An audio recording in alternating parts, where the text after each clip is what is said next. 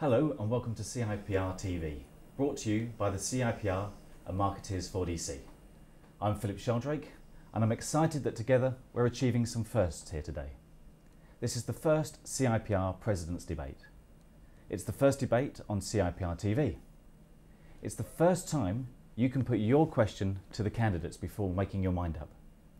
And following a whole 3.5 minutes searching the interweb, I've concluded that this is the first live streamed President's Debate for any charter body, probably. This is the CIPR leading the digital way. Now, regular viewers will know that score, but for those watching live for the first time, you'll want to know how you can take part. Just tweet now with the hashtag #CIPRtv and use an appropriate Twitter client or service to follow the hashtag thread. If you're not on Twitter, you can use the form at the bottom of your screen to ask any questions. And don't be shy, because the earlier you ask a question, the better chance I'll be able to weave it in. So if I can introduce our candidates, Rob Brown, who's the Managing Director at Staniforth. Hello. And Sally Sykes, who is the Communications Director at the Health and Safety Executive. Hello. Now if I can ask you guys to be concise with responses, and I'll do my best in the absence of an official timekeeper to allow both candidates equal airtime. Before we get into the debate, however, I caught up with the CIPR's recently appointed Chief Executive, Jane Wilson. Take a look at this. Hello Jane and welcome to CIPR TV. Thanks for joining us. So it's day 17. How's it going? It's going great. I've had so many opportunities to meet members, to meet group chairs, to meet the council, the board, and above all the great staff at Russell Square. So yeah, it's all go.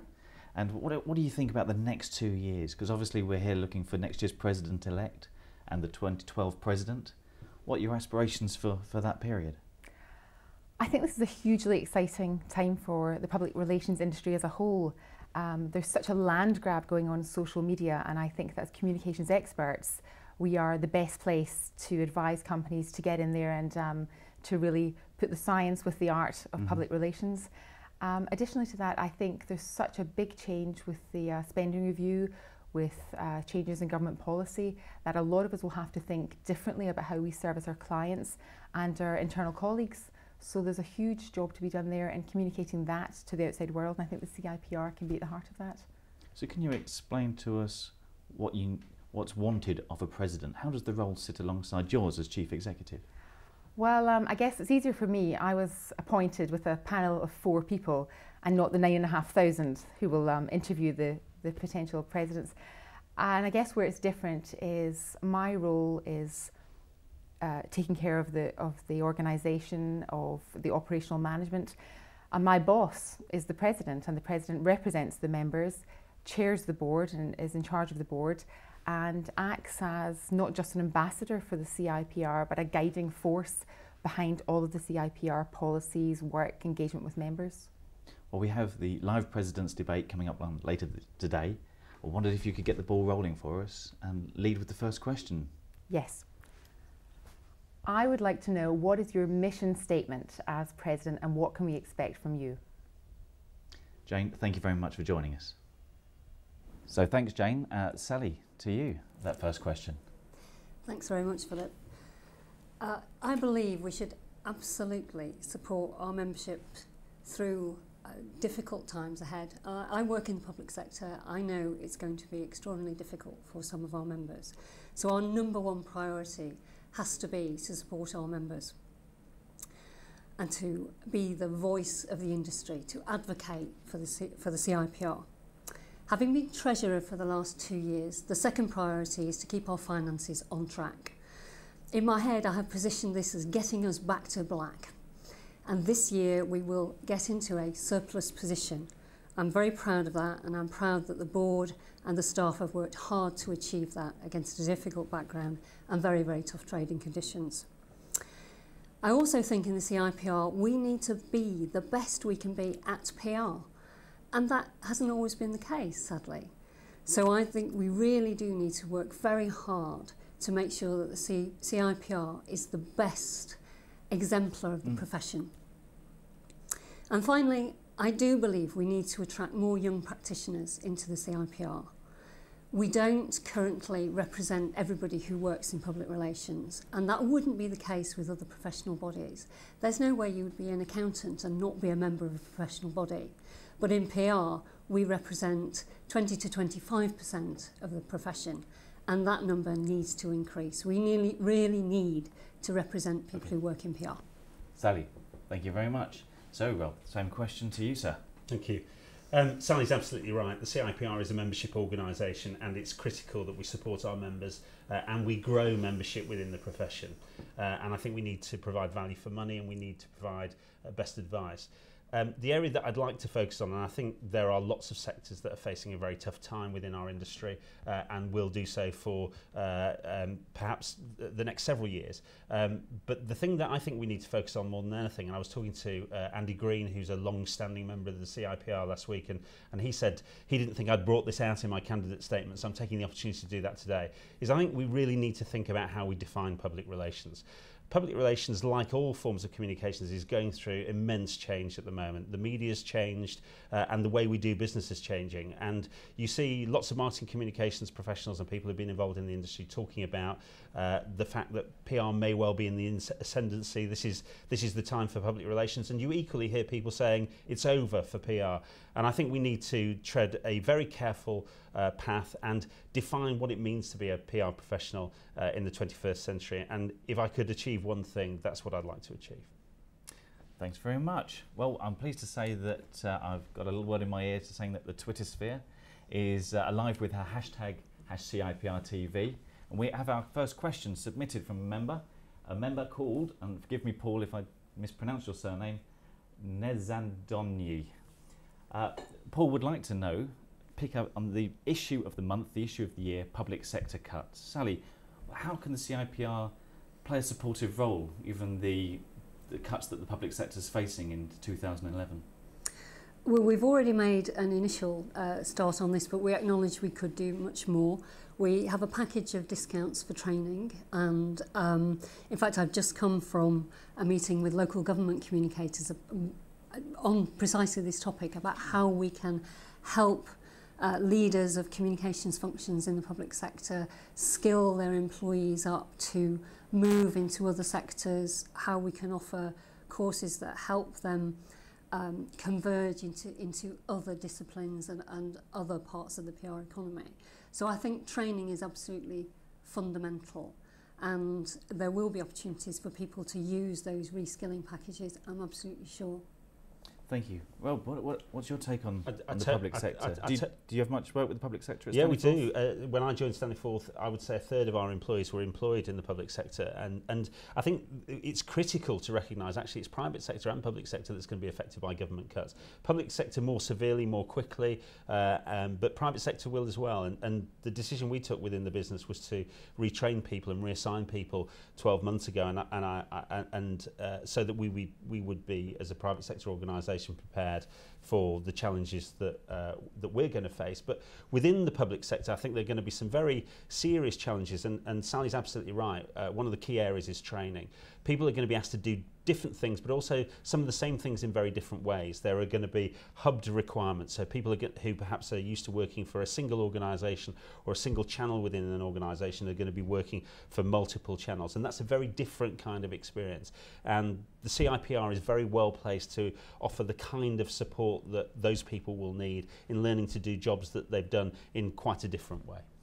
Let's continue now with a question I think is a bit of a segue, coming in from @Robin1966, who asks, how do we need to get PR officers better represented around the board table? Rob, maybe I can come straight back to you on the role of public relations at the board table. Okay, well, I think this is a challenge for the Institute, but I don't think it's a priority for the Institute, actually. I think elevating the role of public relations within an organisation is the responsibility of the people within that organisation, and I think it's the challenge that they face. I think the Institute has lots of priorities at the moment. I think the public sector is one of the biggest ones. I think the challenges facing the economy is one of the biggest ones, and I think the changing nature of the media is another major challenge. I think public relations has done actually extraordinarily well in in the last 10 years in having itself elevated as a discipline. And I think the CIPR should continue to support that, but PR professionals need to be doing their bit as well. Sally, what's your take on the situation? I would say not just public relations, but communications. I sit as communications director on a board, and I think it's sometimes the words get in the way a little bit. And communications is an all-embracing discipline and covers internal communication as well. Like Rob, I think we have come a long way.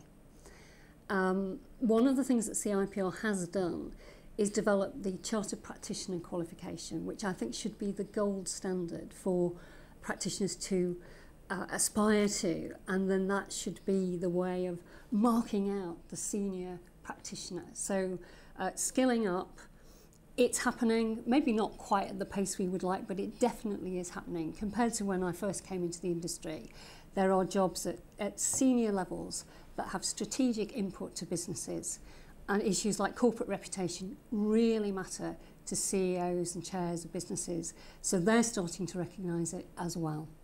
Another thing that matters in the marketplace, of course, is diversity. And we have a Twitter contribution here from Paul Nez asking about your plans to continue the diversity agenda that Paul Milray has made his own in his President-Elect year this year, and of course through to his presidency next year. Sally, what's your regard for Paul's approach to diversity so far? I think he's done a great job bringing together a number of senior practitioners, including my own predecessor at the Health and Safety Executive, Colin Douglas, who's now the Communications Director at the NHS. So we have some exemplary role models working with Paul on this particular agenda. I thought the battle had been won for female public relations practitioners till I saw the data earlier this year that showed there's still a 15% salary gap. So there still are some serious issues on a number of fronts. Paul has set out his stall. They've got an action plan together, mentoring schemes, good quality intern placements to help people from more socially disadvantaged backgrounds get into PR.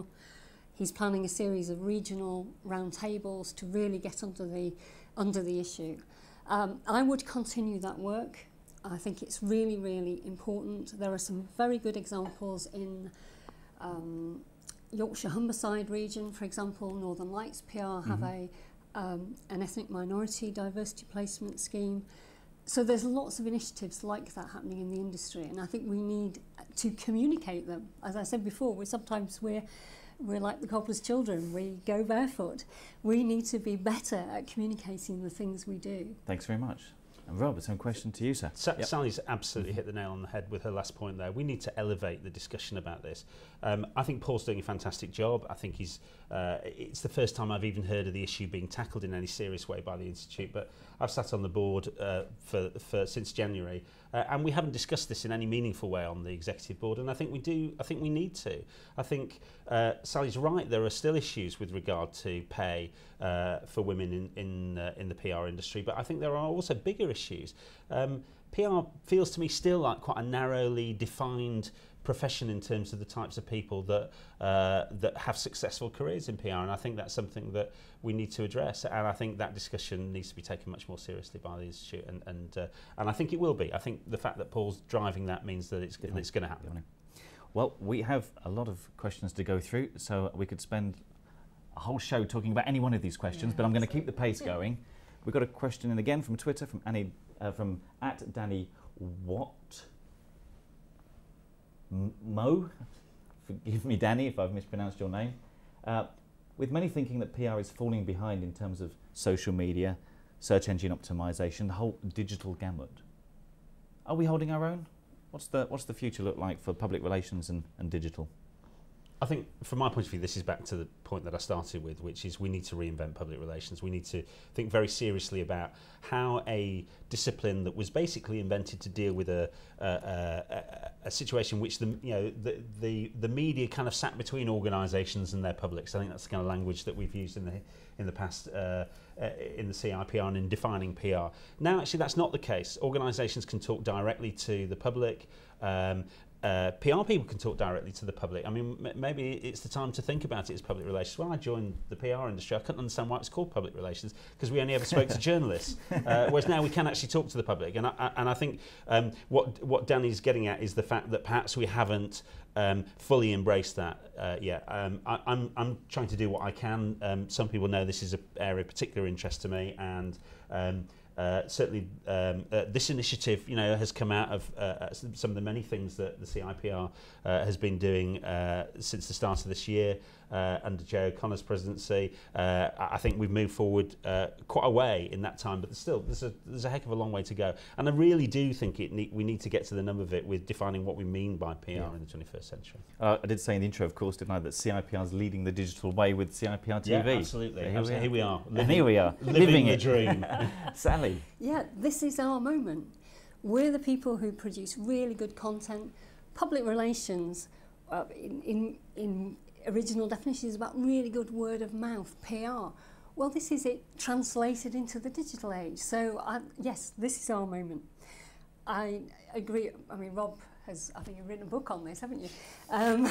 So I won't attempt to compete with that. But, there are some really good examples of where companies have been able to talk directly to customers in reputation management and recover very damaging situations. I mean, things like the CEO of Southwest Airlines going on YouTube to personally apologise for disruptions to passengers. So now we can deal directly without intermediaries. I really do think this is our moment.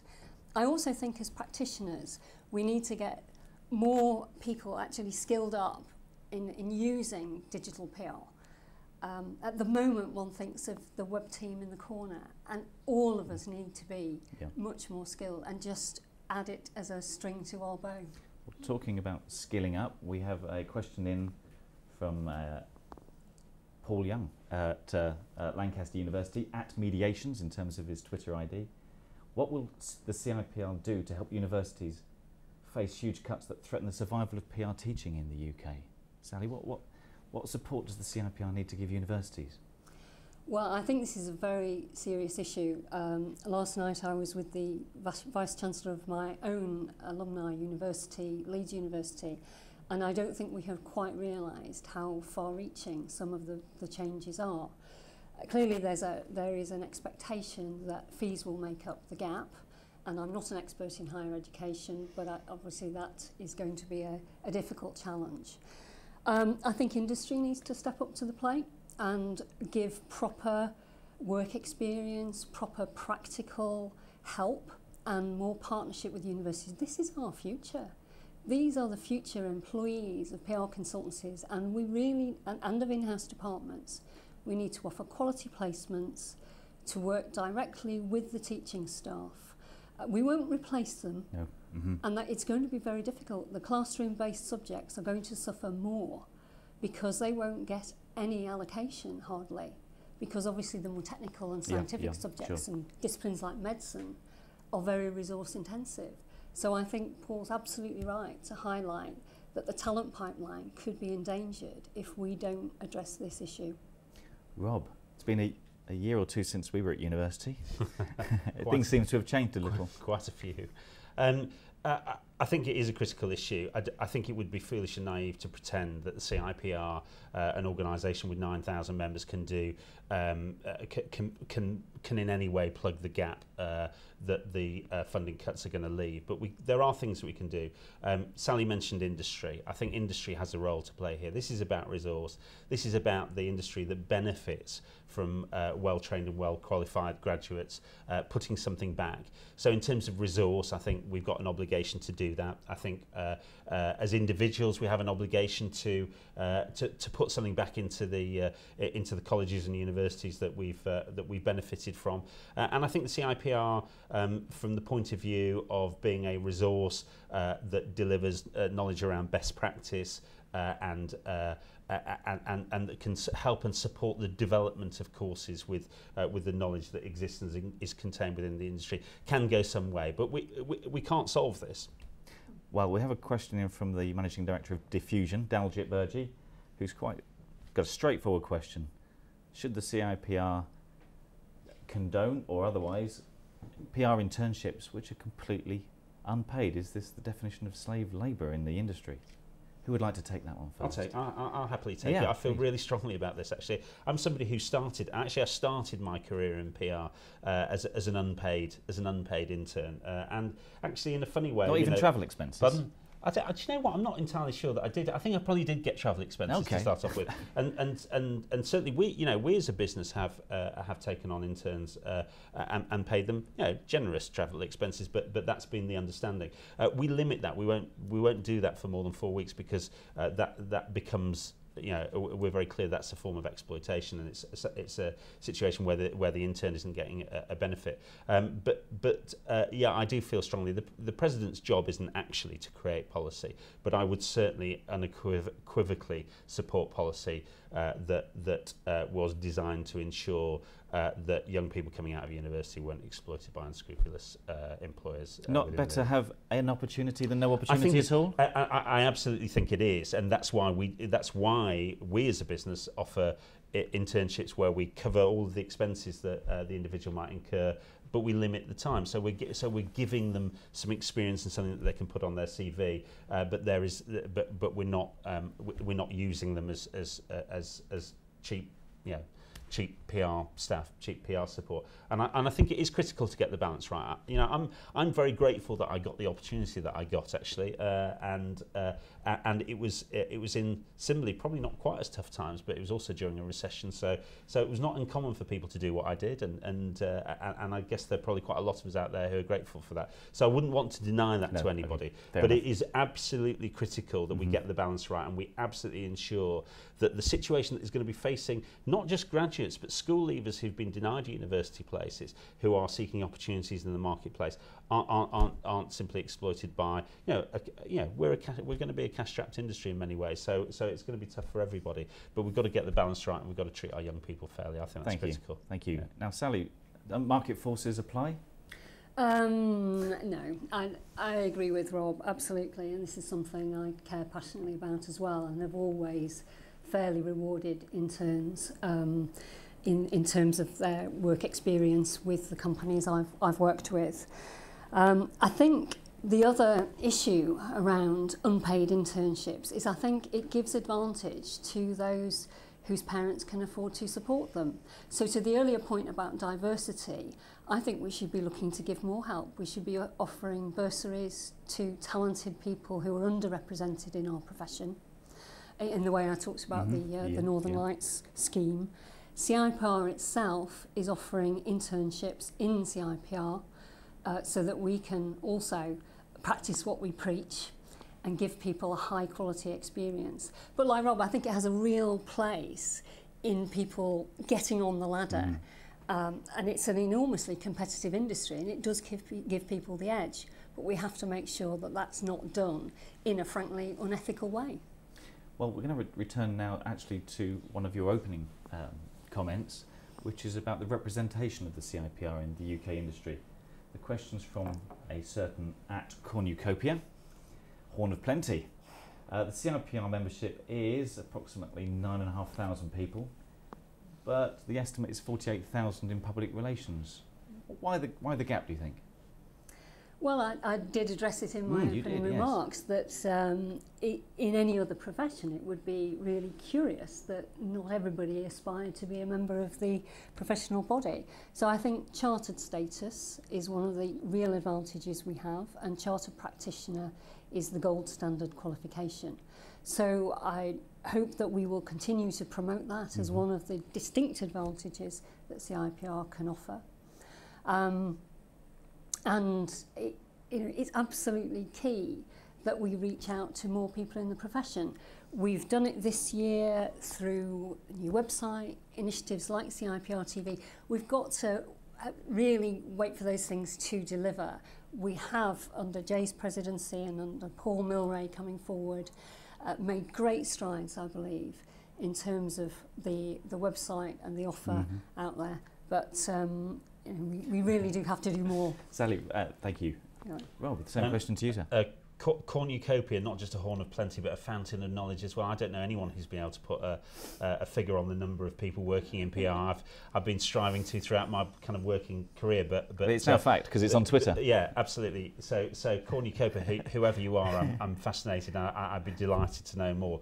But I think the point is a really well made one, and that's that there are an awful lot of people working in PR who don't see the CIPR as directly relevant, and we need to get in touch with those people. We need to understand what their requirements are better. We need to be. Sally's right. I think the chartered practitioner status is a hugely important advance. But I think also a lot of the people that aren't joining are people who are fairly early on in their career, who are just out of university, maybe account executives with 1 or 2 years experience, and we need to encourage their employers to support their membership, which some employers do and some don't, and we need to make it relevant to them, so we need to be listening to them.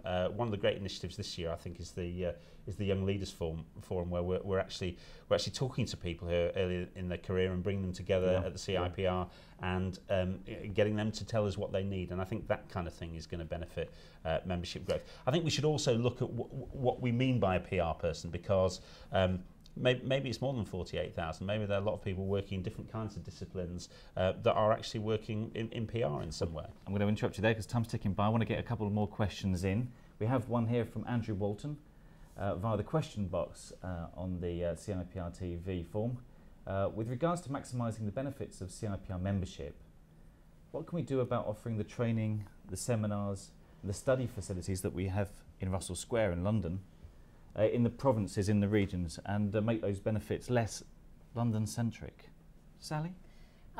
Well, we're both from the northwest. Yeah. You're absolutely preaching to the conversion here, no question. Preaching to the choir. In fact, we've carved it up for a regional president in 2012. It's a done deal. Yeah. Yes. So whatever happens in 2012, this will be a priority. I think one of the other things we can do, and I know the training team are looking at it, is more e-learning. So that we can make our training courses accessible over the web for people, because it's not just about this accusation of London-centric, but people are going to struggle to release folks from their teams in hard-pressed times. So a really powerful learning lunchtime session that a whole team can participate in is one way that we could do that. One of the things we've already done is made our library of journals and publications available to members. So I would say have a look in the membership only area. There are really some quite significant benefits that people might not have been aware of that are actually there already to be accessed. Thank you. Rob, your perspective. I think having more and more stuff available online absolutely addresses the question of the CIPR library.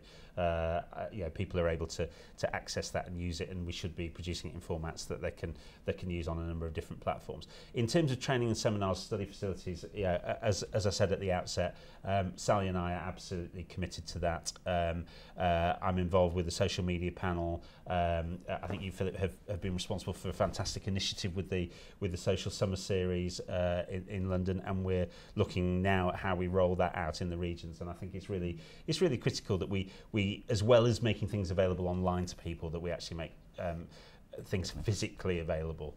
More events in Scotland, more events in the North East, Leeds, Manchester, Bristol. We've got to do it properly, and we've got to do it throughout the UK. Thank you.